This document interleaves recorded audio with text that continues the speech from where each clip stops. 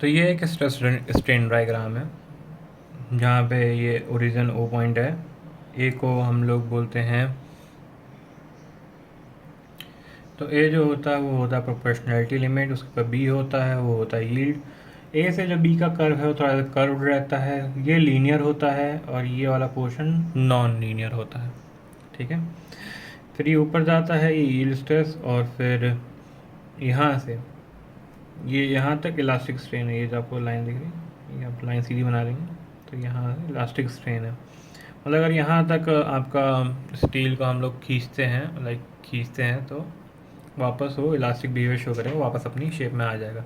Elastic और plastic में ये डिफरेंस है, इलास्टिक में आप फोर्स लगाएंगे वो डिफॉर्म करेगा और वापस अपनी शेप को रीगेन कर लेगा, बट प्लास्टिक में वो डिफॉर्म करेगा और डिफॉर्म नहीं रहेगा।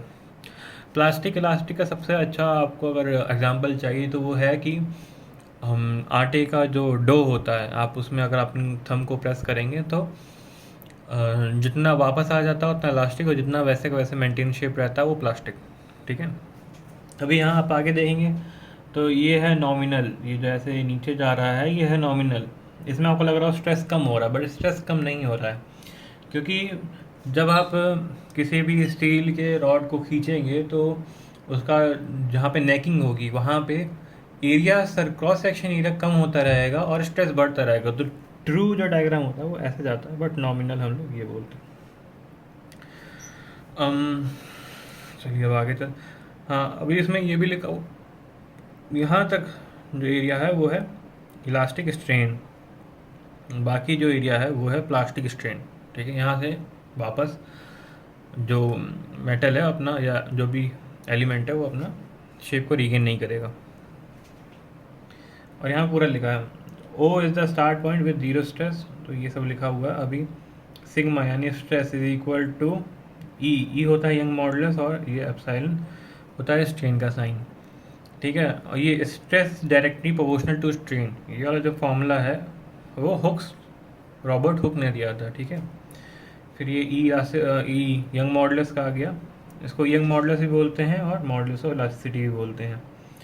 इसका जो आपका ये रहता है डायमेंशन यूनिट, वो होता है न्यूटन बाय मीटर स्क्वायर, क्योंकि स्ट्रेन का कोई डायमेंशन नहीं होता इसलिए बस स्ट्रेस का डायमेंशन इसमें आता है। तो sigma is equal to e into epsilon जो कि स्ट्रेन है। ठीक है, और वहीं से ये जो फॉर्मूला है वो ड्राइव होता है, Young modulus is equal to stress by strain. अभी आरसीसी और ये सब कोड दिया हुआ। अभी इसमें हमने ये समझना, जैसे हमारे लिए ग्राफ बना और उसमें यंग मॉडुलस है E1, ये E2 और ये E3। ठीक है, जो E3 होगा उसमें स्ट्रेस बहुत ज़्यादा वो बियर कर रहा है, बट उसमें स्ट्रेन जो है काफ़ी कम है। E2 में स्ट्रेस इतना है, स्ट्रेन वो इतना बियर कर रहा है। E1 में स्ट्रेस ये इतना ले रहा है और स्ट्रेन ये इतना ले रहा है। तो जितना बड़ा E3 हो, मतलब जितना बड़ा यंग मॉडुलस होगा उतना कम स्ट्रेन होगा। ठीक है, और इक्वल स्ट्रेस, सेम स्ट्रेस पे आप देख सकते हैं कि E3 सबसे कम स्ट्रेन ले रहा है, E2 उससे थोड़ा ज़्यादा स्ट्रेन ले रहा है, और E1 तो आपका ये इन्वर्सली प्रोपोर्शनल होता है। स्ट्रेन और यंग मॉडुलस इन्वर्सली प्रोपोर्शनल होता है, और आगे चल के आप थोड़ा और भी पढ़ेंगे जो कि इन्वर्सली प्रोपोर्शनल होते हैं, तो कुछ ऐसी यूनिट्स जो इन्वर्सली प्रोपोर्शनल होती हैं। तो यहाँ पे लिखा हुआ ए इज प्रोपोर्शनलिटी लिमिट, ये ग्राफ के बारे में है। A B is non linear, B is elastic, फिर इलास्टिसिटी का आपको वो दिया हुआ है। Difference between A and B, till A and B material elastic.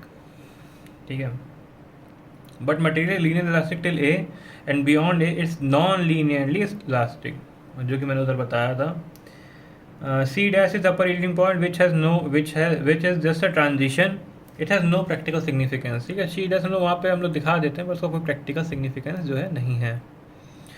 फिर वैसे ही सी इज़ लोअर यील्डिंग पॉइंट और यील्डिंग पॉइंट। यील्डिंग क्या होता है, कोई भी आपका मेटल है जैसे स्टील मान लें, तो वो एक जब यील्डिंग पॉइंट पहुंचेगा तो उसके बाद वो इलास्टिक मतलब अपनी शेप को रिगेन नहीं करेगा, उसके बाद वो यूजलेस हो जाएगा कई मायनों में। उस पॉइंट को हम लोग यील्डिंग कहते हैं, जहाँ से जो एक्सेसिव डिफॉर्मेशन जिसको हम लोग वापस वैसा नहीं कर सकते। Yielding is defined as excessive deformation in material at constant stress with very less increase in stress. Like वो पॉइंट जहाँ के बाद वो उसको जरा से स्ट्रेस लगाएंगे तो वो परमानेंट स्ट्रेन हो जाएगा वहाँ पे, उसको हम लोग कहते हैं यील्डिंग पॉइंट, ठीक है। फिर आगे आगे सी डी, ये सब जो है समझ जाएंगे आप।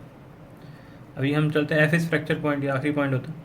नॉमिनल स्ट्रेस और ट्रू स्ट्रेस का जो फॉर्मूला है, nominal stress is equal to P by A, true stress is also equal to P by A. इसमें ए नॉट ये है initial cross section of area of specimen, और इसमें A है actual area of cross section of जो भी है, ठीक है।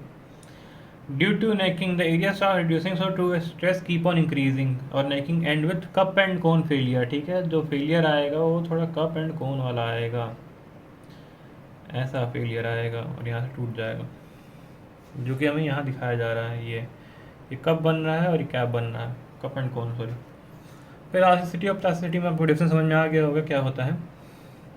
एक पॉइंट गौर करने वाली है कि steel is more elastic than rubber. हमें लगता है रबर बहुत इलास्टिक है, बट ऐसा नहीं है, स्टील बहुत ज़्यादा इलास्टिक होता है रबर के मुकाबले।